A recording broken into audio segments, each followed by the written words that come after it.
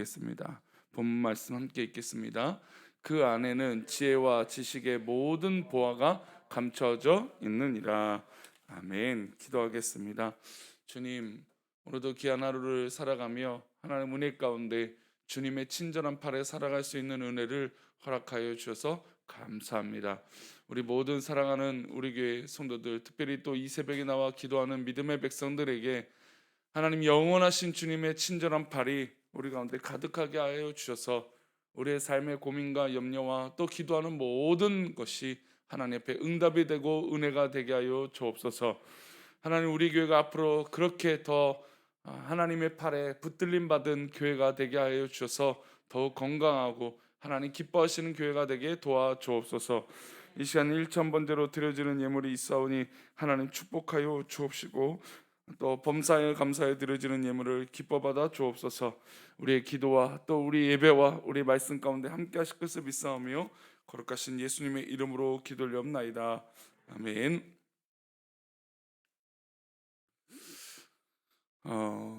이 세상에 어떤 조직 체계, 어떤 공동체, 어떤 모임, 어떤 이 사회 이 구성들은 지휘 체계가 분명하고 일사불란한 조직을 뽑는다면 당연히 군대일 겁니다. 근데 만약에 군대가 지휘 체계가 무너지면 어떻게 될까요? 그건 뭐 당연히 오합지졸이 되죠. 우리가 지금 뭐 너무 뻔히 보고 있는 이 결과 중에 하나가 러시아가 일으킨 전쟁입니다. 보면은 사실 뭐 금방 뭐 며칠 안에 뭐 한 달 안에 길어야 뭐 전쟁이 끝날 거라고 생각했더니 이 전쟁이 그렇지 않죠. 예전에 그 중동에서 일으켰던 이 이스라엘과 전쟁을 보게 되면 그때도 이런 비슷한 현상이 있었죠. 전쟁이 일어났는데 다른 나라의 중동 지역 사람들은 도망가기 바빴어요. 그러니까 징병이 돼야 되니까 도망갑니다. 그러니까 또 해외에 있던 이 전쟁에 참여할 젊은 사람들이 징병의 명령이 떨어졌는데 귀국하지 않고 오히려 다른 나라로 도망가고, 오히려 이스라엘 사람들의 전쟁이 났을 때 이스라엘 사람들은 뭐 너도 나도 할 것 없이 고국으로 들어가서 전쟁에 참여하겠다. 그래서 물론 이스라엘이 뭐 첨단 무기도 갖고 있고 좋은 무기로 승기를 잡기도 했지만, 그런 이 전투적인 지휘 체계가 있었기 때문에 그 원동력이 됐다라는 걸 잘 알고 있습니다. 지금도 보면 러시아 군대의 징병 명령이 제대로 통하지 않고 또 점령지도 오히려 빼앗기는 모습을 보면 이런 모습이 분명 있다라는 겁니다. 그런데 어찌됐든 이 지휘 체계가 무너지면 그 군대는 분명히 오합지졸이 될 것이죠. 사회 조직도 마찬가지입니다. 책임지는 사람이 명령을 내리고 지휘 체계가 분명한 조직이 복잡한 사회에서 살아남을 수 있는 것이죠. 교회도 어떻게 보면 좀 비슷합니다. 교회의 명령권자는 누구일까요? 사람이 아니라 하나님 아버지이시고 예수 그리스도가 전한 복음의 말씀이어야만 하는 것인 줄 믿습니다. 다시 말해 하나님이 주인 되시는 것이 바로 교회인 것이죠. 그리스도께서 머리가 되고 교회가 그리스도께서 주인 되시는 교회가 더 건강한 교회입니다. 사람이 주인 되고 사람의 말이 하나님의 말씀, 십자가 복음보다 앞서는 교회는 절대로 건강할 수 없는 것이죠. 오늘 본문에서 바울은 골로새 교회의 건강한 교회가 되기 위해서는 하나님 말씀 안에서 거하라고 말씀하고 있어요.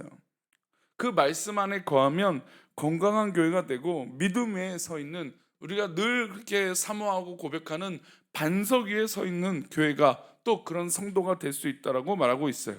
우리 3절 말씀을 한번 보겠습니다. 어떤 의미로 우리 주님이 머리가 되어 지셔야 될까요? 3절입니다. 다시 읽습니다. 시작. 그 안에는 지혜와 지식의 모든 보화가 감춰져 있느니라. 왜 우리 주님이 우리의 머리 되어 주시고 우리 공동체의 머리가 되어 주셔야 되냐 하는 것은, 우리 주님 안에는 지혜와 지식, 그러니까 우리가 인간이 가져야 될 어떤 그런 지혜로운 모습, 지식이 모든 것이 들어있는 분이 바로 주님이라는 것이죠. 그리고 우리가 생각하는 결정적인 보화, 그 보화가 우리 주님께 감춰져 있기 때문이에요. 그 안에 그 안이라고 하는 것은 우리 주님을 말씀하고 있는 것이잖아요. 우리 주님 안에는 모든 것이 들어 있습니다. 그런데 세상이 줄 수 있는 어떤 보석과도 비길 수 없는 보석이 예수님이라는 것을 우리가 계속해서 고백해야 되는 것이죠. 예수 안에 거한다는 것이 어떤 의미입니까? 바울이 그래서 설명하고 있습니다. 6절부터 7절인데요. 읽겠습니다. 그러므로 너희가 그리스도 예수를 주로 받았으니 그 안에서 행하되 그 안에 뿌리를 박으며 세움을 받아 교훈을 받은 대로 믿음에 굳게 서서 감사함을. 너희가 그리스도 예수를 주로 받았다. 그러니까 우리 믿음의 성도들은 예수님을 받은 사람이에요. 그래서 우리는 그 안에서 살아야 건강하게 살 수 있고, 뿌리를 박으면 뿌리를 내린다는 건 어떤 의미입니까? 우리는 주님께 뿌리를 내리지 않고서는 살아날 수 없다라는 것이고, 열매를 맺을 수 없다는 것이고, 우리의 판단과 우리 생각이 주님 앞에 뿌리를 내려야만 세워질 수 있다라는 겁니다. 그리고 그 주님 안에서 뿌리를 내리고 주님의 교훈을 받아 믿음에 굳게 서서 살아갈 수 있다라는 것이죠. 우리가 교회 안에서도 어떤 그런 평가들이 있는 것은 바로 이런 부분이에요. 저 성도들이, 또 저 성도가, 아니면 옆에 있는 성도가 그래 우리 주님의 바에 뿌리를 내리고 정말 잘 세워지고 있구나, 교훈을 우리 주님께 받아서 그대로 잘 살고 있구나라고 평가하는 것이죠. 그런데 더 중요한 것은 그 입술의 고백이 믿음에 굳게 서서 주님 안에 있으면 어떤 것이 넘치게 되는 것이에요? 감사함이 넘치게 되는 것이죠. 감사함을 넘치게 하라는 것입니다. 그러면 감사함이 넘치게 되는 것은 어디 안에 있을 때 더욱더 가능할 수 있는 것입니까?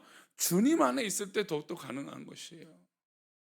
즉 우리의 입술에 불평이 가득하고 우리의 입술에 불만이 있다라는 건 결국 우리 뿌리가 주님 앞에 있지 않기 때문이에요. 이거는 이유를 불분하고, 이것은 분명한 사실이에요. 신앙 안에서 불평이 있다라는 것, 신앙 안에서 뭔가 삐뚤어지고 있다라는 것은, 물론 목회자가 잘못일 수도 있고 성도끼리 뭐가 문제가 있을 수도 있고, 여러 가지 인간 사회라는 것이 문제가 없겠습니까? 또 내가 생각할 때 문제라고 여기는 것이 있을 수도 있어요. 사람 사는 게 그렇잖아요. 상대방은 아무렇지도 않은데 나는 문제예요. 나는 어려워요. 나는 힘들어요. 그게 바로 우리 인간의 살아가는 굴레잖아요. 그런데 이것이 건강하게 이길 수 있고, 신앙 안에서 이 모든 것들이 열매를 잘 맺고 감사함이 나올 수 있는 것은 우리의 뿌리가 주 안에 있을 때 가능하다는 겁니다. 다시 말해, 우리 가운데 어려움이 있고 또 때로는 감사하지 못하는 것은 우리의 뿌리가 자꾸 인간적인 것에 뿌리를 두고 있기 때문이에요. 잘 보십시오. 인간적인 뿌리를 내리면 틀리다라고 말할 수 있을까요? 우리가 살아가는데 아니죠. 인간적인 뿌리를 내리고 있다면 내 스스로가 맞는 문제예요. 이해가 되잖아요. 왜요? 인간적으로 이해가 되는 문제들이거든요. 그래서 우리가 철저하게 주님 앞에 뿌리를 내리는 것은 인간적인 그런 아쉬움, 인간적인 감사하지 못하는 것, 오히려 인간적인 어떤 그런 교만한 것들을 꺾을 수 있기 때문이에요. 그래서 알 수 있다라는 것이죠. 그래서 다른 것이죠. 철저하게 주님 앞에 뿌리를 내리면 우리가 감사함이 넘칠 수 있고 주님이 기뻐하시는 것을 행할 수 있는 것입니다. 그런데 안타깝게도 우리 모두가 감사하지 못합니다. 왜 그럴까요? 하나님보다 앞서 있기 때문이에요. 하나님보다 앞서 있고 또한 감사가 가진 원망과 불평으로 시험에 들게 되는 것이죠. 그리스도에게 순종하지 않고 자신이 교회를 지휘하려 합니다. 목회자도 중직도 그리스도보다 앞설 수 없어요. 이 목사도 예수님보다 앞설 수 없습니다.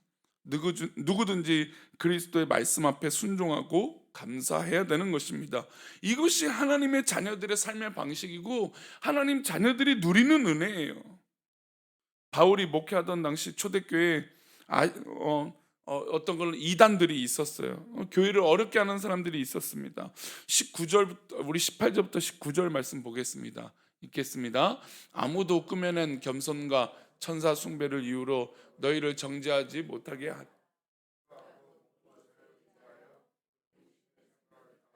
헛되이 과장하고 붙들지 아니하는지라.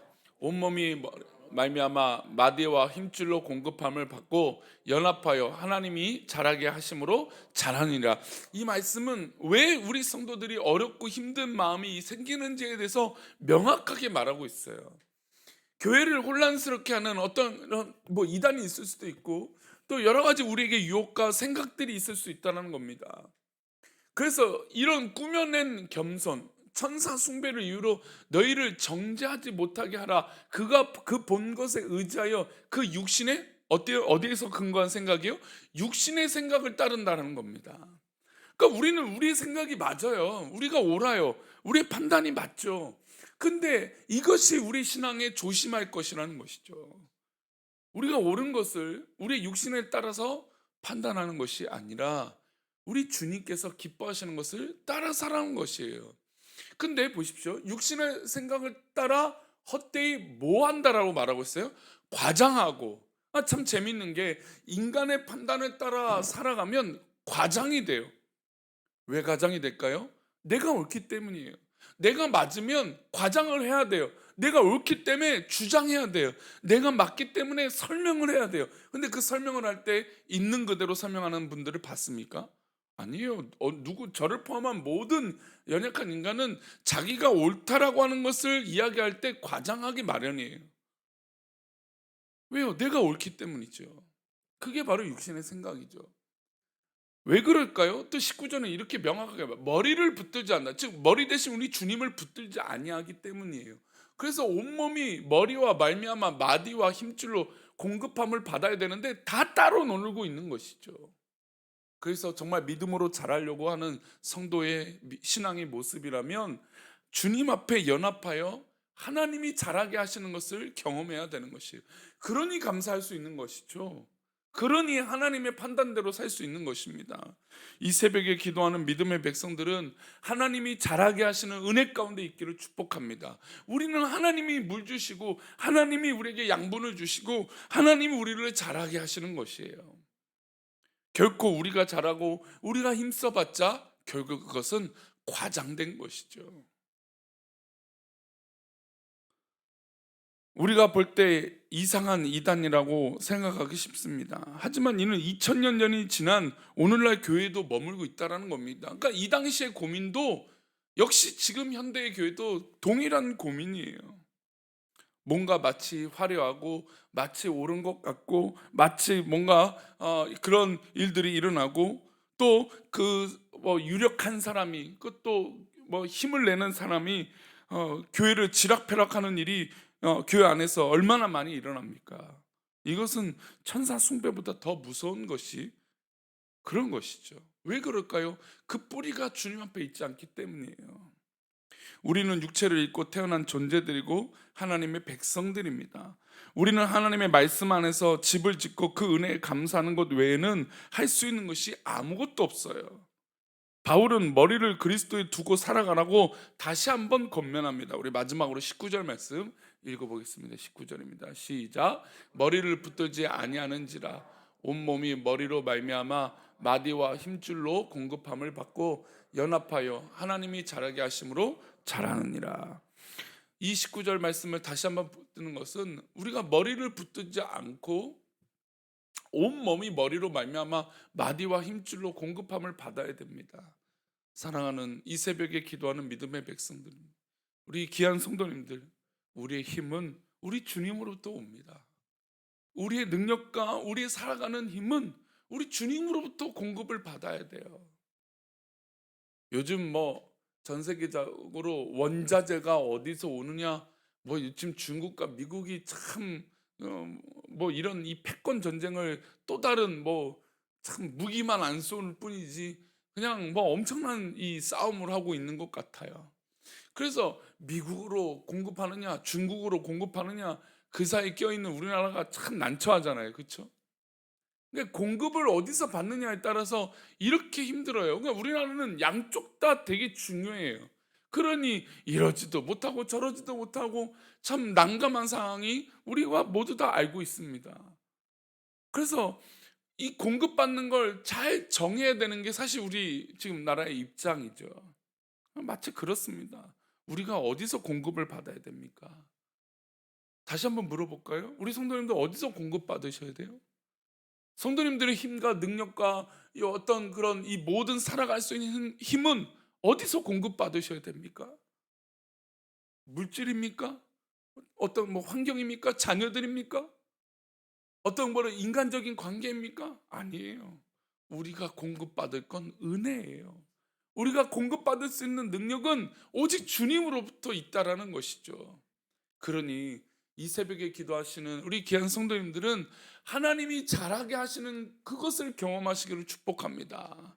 우리 자녀들도 하나님이 잘하게 하시는 것을 경험하십시오. 우리 성도님들의 사업장과 직장이 하나님이 잘하게 하시는 것이 되시기를 축원합니다. 우리의 모든 환경이 하나님이 잘하게 하시는 놀라운 은혜로 말미암아 우리의 입술에서 당연한 감사, 우리의 입술에서 당연한 기쁨이 넘쳐나와 하나님 기뻐하시는 놀라운 역사가 우리 성도님들 가운데, 우리 기도 가운데 있기를 축복합니다. 우리의 지휘자가 누구시라고요? 우리 주님이세요. 그 지휘자, 그 주님 앞에 오늘도 은혜 가운데 살아가며, 그래서 오히려 우리 입술에 감사함이 넘치는 그런 기쁨의 하루가 되시기를 축원합니다. 기도하겠습니다. 하나님 아버지, 오늘도 우리가 하루를 살아갈 때 주님 주신 은혜로, 주님 주신 힘으로, 주님 주신 능력으로 살아가게 하여 주옵소서. 하나님이 잘하게 하시는 그것으로 자라가는 놀라운 은혜가 있게 해 주옵소서. 내가 옳은 것에 사로잡히지 않게 하시고, 하나님 모르시고 하나님 기뻐하시고 하나님 능력 주시는 것에 사로잡힌 그런 뿌리를 내린 건강한 성도가 되게 도와 주옵소서. 우리를 붙드시고 인도하여 주실 것을 믿고 감사하며 거룩하신 예수 그리스도 이름으로 기도 올리옵나이다. 아멘. 하늘에 계신 우리 아버지, 뜻이 하늘에서 이룬 것 같이 땅에서도 이루어지이다. 오늘날 우리에게 일용할 양식을 주옵시고, 우리가 우리에게 죄 지은 자를 사하여 준 것 같이 우리를 시험에 들게 하지 마옵시고 다만 악에서 구하옵소서. 대개 나라와 권세와 영광이 아버지께 영원히 있사옵나이다. 아멘.